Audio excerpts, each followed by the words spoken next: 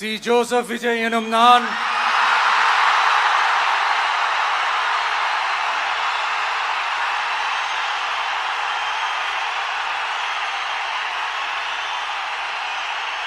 சட்டப்படி அமைக்கப்பெற்ற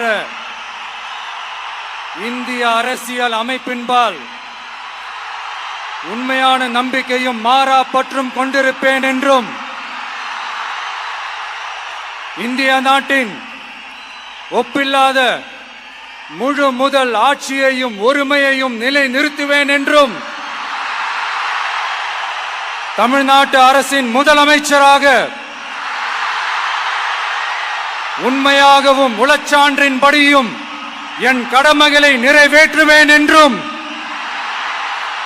அரசியல் அமைப்பிற்கும் சட்டத்திற்கும் இணங்க அச்சமும் ஒருதலை சார்பும் இன்றி விருப்பு வெறுப்பை விலக்கி பலதரப்பட்ட மக்கள் அனைவருக்கும் நேர்மையானதை செய்வேன் என்றும் ஆண்டவன் மீது ஆணையிட்டு உறுதிமொழிகிறேன்.